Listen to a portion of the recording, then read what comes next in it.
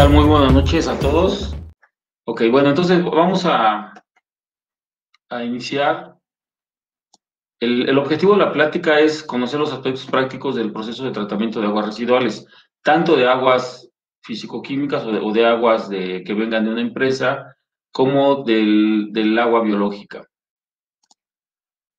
Para esto, bueno, considerando que algunos no tengan conocimientos especiales en el tema, pues siempre hablamos en tratamiento de agua de contaminantes. Hablamos de valor máximo, intervalo permitido, parámetro de medición, agua cruda o influente, agua tratada o efluente y de unidades de concentración. Y también se habla mucho de los flujos, ¿no? Entonces, un contaminante, pues puede ser todo elemento o compuesto químico que esté más allá de una concentración determinada en nuestra agua que nosotros mandamos, ya sea a un drenaje municipal o mandemos a un cuerpo de agua, ¿no? Para un ejemplo así muy claro, y a lo mejor a ustedes les toca verlo en sus plantas, si ustedes tienen equipos de torres de enfriamiento, las torres de enfriamiento necesitan una cierta calidad de agua, porque el calcio y el magnesio presentes causan incrustaciones, bueno, no tanto en las torres, más bien en los equipos que reciben el agua de enfriamiento de las torres. Entonces, a lo largo de los años se pueden se pueden acumular estos compuestos y van a disminuir el diámetro útil, digamos, de la tubería. Dicho de otra manera, la pared se va, digamos, ampliando, se va haciendo más gruesa y entonces el flujo que va a pasar por ahí va a ser menor y nuestras máquinas pues van a empezar a tener problemas porque se van a calentar más. Y además, de repente se pueden caer esos pedazos de calcio y magnesio y pueden obstruir algunos de los sistemas. Entonces, visto de esta manera, el calcio y el magnesio son un contaminante para las máquinas y lo que hacemos, una de las cosas que se pueden hacer es poner un intercambiador que nos va a quitar el calcio y el magnesio y a cambio vamos a poner cloruro de sodio y entonces va a haber un intercambio iónico. Lo que va a pasar es que en el agua que ahora vamos a tener, en el filtro, digamos, de alguna manera, en el intercambiador se nos va a quedar el calcio y el magnesio y nosotros vamos a tener más sodio. Las torres de enfriamiento tienen purgas, y en esas purgas pues va a haber más sodio del normal. Y podríamos considerar que como está fuera de la concentración con la que recibimos originalmente el agua, entonces para algunos efectos va a ser un contaminante. Ese es, digamos, un ejemplo de qué es un contaminante. Otro contaminante, por ejemplo, el agua que viene de los sanitarios, pues es toda la materia orgánica. Esa materia orgánica, como más adelante igual veremos, la medimos como demanda química de oxígeno o demanda biológica de oxígeno. Ese sería otro contaminante. Algo muy sencillo puede ser las grasas y aceites que vienen de los comedores. Es un contaminante adicional.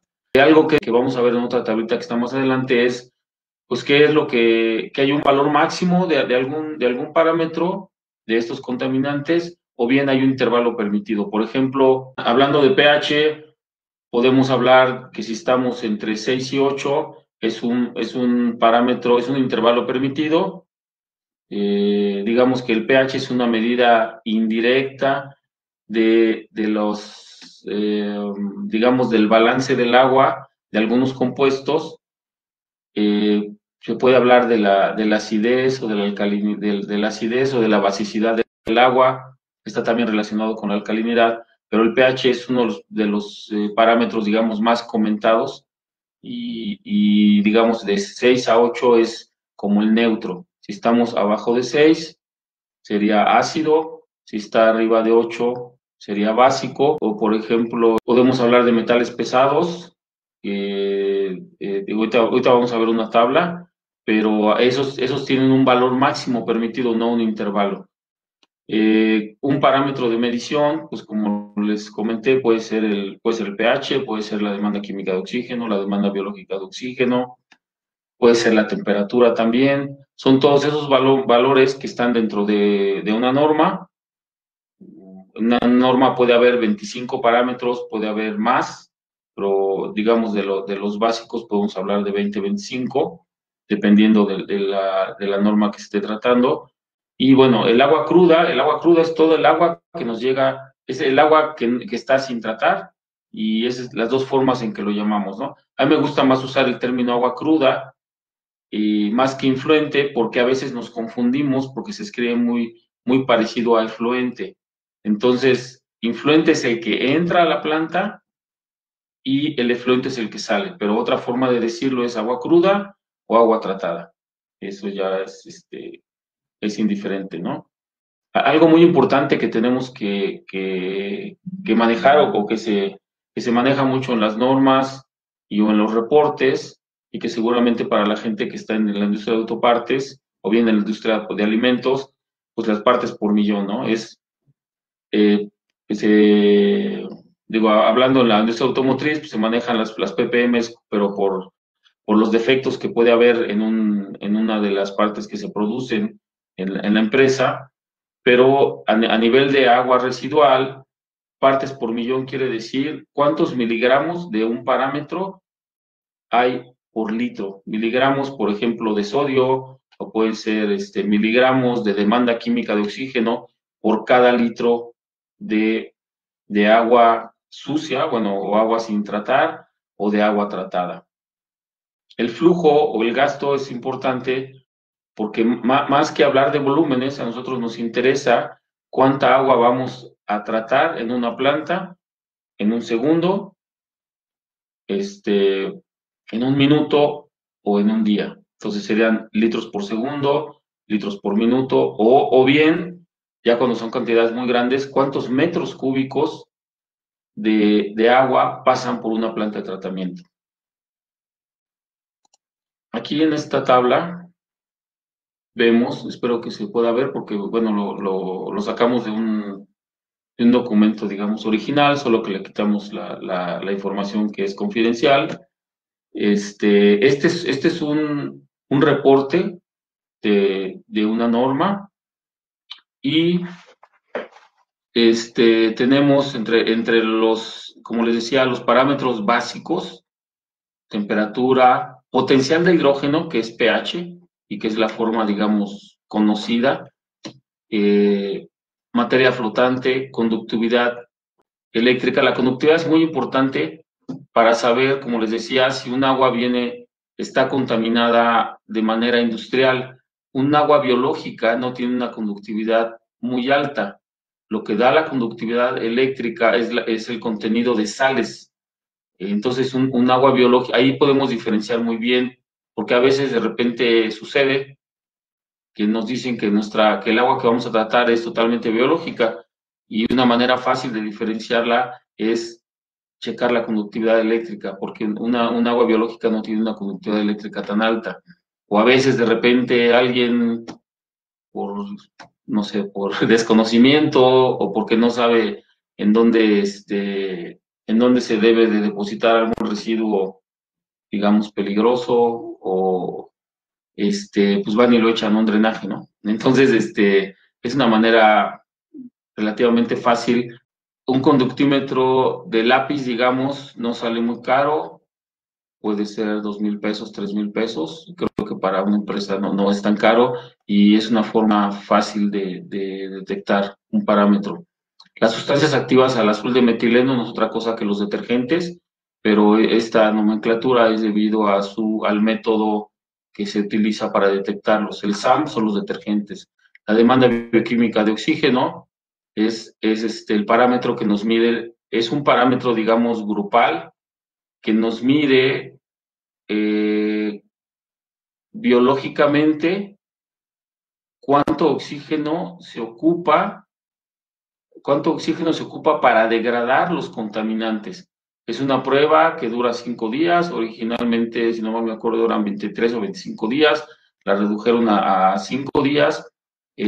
Así, en resumen, lo que se hace: se inocula un poco del agua residual, se pone también un inóculo de microorganismos, se pone la cantidad de agua, más o menos es como 1/4 de litro, en una botella especial que se llama Winkler, se airea, se toma el oxígeno, se toma cuánto oxígeno está disuelto y al cabo de 5 días se vuelve a medir y entonces se mide cuánto se consumió. Esa es en resumen la prueba. El asunto es que es una prueba que no es, digamos, útil cuando tenemos una planta de tratamiento y queremos tomar decisiones de qué vamos a hacer ese día con la planta, pues no nos sirve la información de hace 5 días. Entonces, sí existe el método, pero sirve más para reportar a la autoridad que para tomar decisiones prácticas en una planta de tratamiento.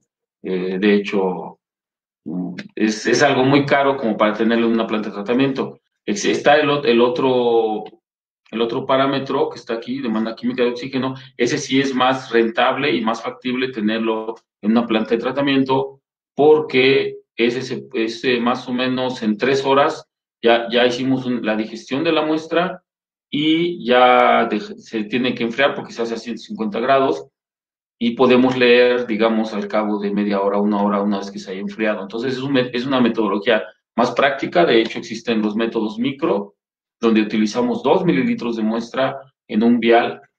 No voy a decir marcas, pero hay marcas comerciales. Y es relativamente rápido y además se gastan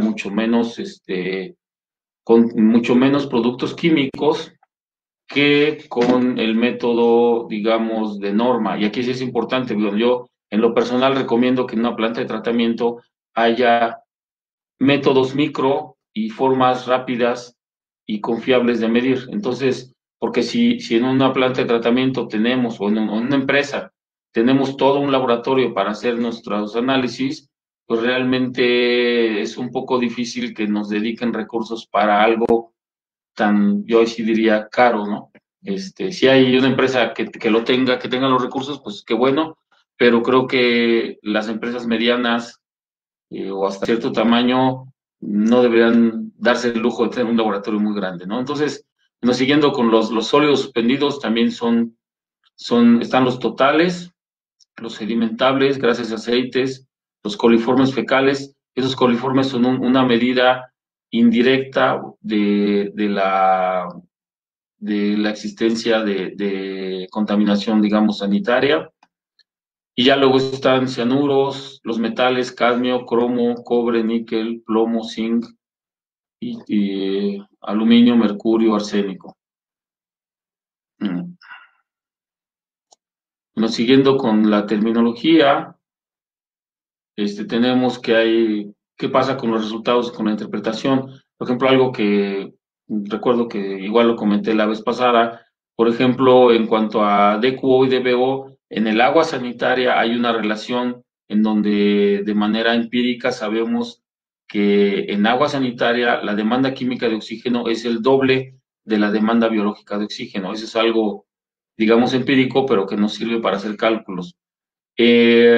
Podemos encontrar cuando compremos los reactivos, o bien en la literatura, en inglés, demanda biológica de oxígeno, la BOD, son las siglas en inglés, Biochemical Oxygen Demand, y en inglés la DQO, las siglas son CSB. Pero lo importante es que identifiquemos que hay una forma diferente en español y en inglés, porque a la hora que compremos los reactivos o veamos alguna literatura, que sepamos que está en inglés. Ok, algo también importante, por ejemplo, cuando medimos demanda biológica de oxígeno, por ejemplo, en agua sanitaria, nos debería de dar, por ejemplo, tenemos una DQO de 700, ¿no? Y una DBO, obviamente no nos debería de dar más de 700, porque por la metodología debería de ser 350. Si obtenemos una DBO, digamos, de 1200, es porque algo hicimos mal. Por otro lado, si obtenemos una DBO de 0, curiosamente podría ser muy raro, pero lo importante aquí es que la DBO nos puede dar una información sobre la toxicidad del agua. Si nosotros estamos haciendo pruebas para planear una planta y nos da de una DBO de 0, podríamos considerar que nos equivocamos al hacer la prueba, pero también existe la posibilidad de que, por ejemplo, esa descarga de agua tuviera mercurio o tuviera algún hidrocarburo que sea, que sea tóxico a los microorganismos. Entonces, como les comenté, en la prueba ponemos inóculo de microorganismos, también ponemos el agua residual, y entonces si nos da cero, es porque no se consumió ningún oxígeno en esos 5 días, pero puede ser porque en el momento que pusimos la muestra se murieron los microorganismos. Es algo importante e interesante de considerar. Entonces, bueno, por eso sí es importante cuando hacemos la planeación o cuando estamos nosotros tratando agua, sí diferenciar entre agua sanitaria y agua industrial. Y algo importante y que yo sé que a nosotros nos toca mucho lidiar con eso, y de hecho yo les puedo decir que los últimos 2 meses estuve arrancando una planta biológica, y lo primero que quiso hacer el usuario, digamos el gerente de operaciones digamos, del consorcio donde estamos trabajando, lo primero que quisieron hacer fue unir los drenajes, quisieron unir el drenaje el sanitario con el de proceso, y cuando nosotros nos enteramos, pues les dijimos que no lo hicieran, porque el agua industrial, definitivamente, les puedo decir, es un agua, en este caso, es un agua que tiene arriba de 15,000 de DQO. Es un agua que curiosamente tiene muchos nutrientes, y donde se pueden llegar a dar bien, o pueden llegar a reproducirse los microorganismos, pero el problema es que ellos ya tenían una planta biológica de un cierto tamaño, en donde esta carga tan grande era excesiva. De hecho, ya la habían intentado arrancar antes y no pudieron. No pudieron porque la planta no está diseñada para una carga tan alta. Y aquí me voy a adelantar un poquito, en donde muchas, curiosamente, cuando a veces nos venden plantas de tratamiento, nos venden plantas en donde van en contra de la ley de la conservación de la materia de energía, o que nos la venden y nos dicen que no va a producir lodos, o sea, que van a pasar años y no vamos a tener lodos. Y en el caso de una planta, tanto biológica como fisicoquímica, en especial la biológica, el principio es que hay bacterias que se van a ir reproduciendo, y de hecho, por la forma en que se producen las bacterias, pues se van duplicando, triplicando, van creciendo, hasta que llega un momento en que esa población, que así le llamamos, es tanta que el alimento ya no va a alcanzar, y es donde, bueno, nosotros tenemos que determinar la operación de la planta de tal manera que, que tengamos un equilibrio entre el alimento que entra, que son los contaminantes, y la población que ya logramos. O sea, no podemos estar reproduciendo infinitamente sin sacar lodos, sin sacar materia. Y entonces, en este reactor que acabamos de arrancar, muy curiosamente, sí estaba bien, tenía un sedimentador secundario de donde mandábamos lodos hacia el reactor, lo cual está totalmente bien en un sistema de lodos activados. En cuanto a las normas, bueno, pues las más nombradas en nuestro medio aquí en México, digo, y no sé si tengamos gente de otros países, pero bueno, son las que ustedes pueden, bueno, si están en otro país, pueden checar estas normas. Las estoy poniendo solo por su número, pero son generadas por la Comisión Nacional del Agua y la Semarnat. Pueden buscar bajo esas palabras clave y pueden comparar contra la legislación de sus respectivos países, ¿no? Yo creo que no debe de haber mucha diferencia, pero estas son, digamos, las normas que más utilizamos aquí en México. Algo importante es en cuanto a si tenemos una planta de tratamiento, que sepamos que necesitamos un permiso de descarga. Si nosotros descargamos directamente a un cuerpo de agua, que puede ser un arroyo, puede ser un río, puede ser un lago, necesitamos un permiso de descarga por parte de la Comisión Nacional del Agua, pero también nosotros podemos descargar indirectamente podemos estar en un parque industrial, entonces nosotros descargamos a un drenaje que puede ser del parque industrial, o bien descargamos a la tubería del municipio, y entonces nosotros, si descargamos un parque industrial, quien nos va a poner restricciones es el parque industrial, y si descargamos a una tubería de un municipio, porque estamos fuera de un parque industrial, pero no directamente a un cuerpo de agua, entonces el municipio es quien nos va a poner los límites, que en algún caso les llamamos condiciones particulares de descarga. Pero de cualquier forma, cuando nos ponen las condiciones particulares de descarga, tienen como referencia estas normas. Entonces, estas normas siempre son una buena forma de guiarnos de qué tipo de limitantes nos pueden poner, y antes inclusive de que nos manden. Normalmente las condiciones particulares de descarga nos las ponen cuando nos dan nuestro permiso de descarga. ¿Ok? Entre los aspectos legales, pues bueno, aquí en México lo que tenemos es la Ley de Aguas Nacionales y tenemos un reglamento, y lo que sucede es que cuando nosotros descargamos fuera de la norma, está establecido que tenemos que pagar el exceso de contaminantes que estemos descargando, y normalmente es en un periodo de un trimestre. Es prácticamente una declaración de Hacienda por trimestre, en donde nosotros reportamos el flujo de agua que sale de nuestra empresa, y reportamos normalmente el pago, el cobro, bueno, el pago está con base a la carga o la concentración de demanda química de oxígeno y también de los sólidos. En eso se basa. Bueno, aquí nuestros servicios que damos nosotros es capacitación en las plantas de tratamiento de agua residual, diseño de plantas, o bien mejoras en plantas que ya hay, tanto agua residual como agua de proceso. Esto quiere decir tratamiento como suavización, osmosis inversa. Y también hemos desarrollado en algunos casos aguas difíciles que son casi residuos peligrosos, en donde podemos hacer un tratamiento especial para evitar su exposición como residuos peligrosos. Bueno, esto es todo por mi parte.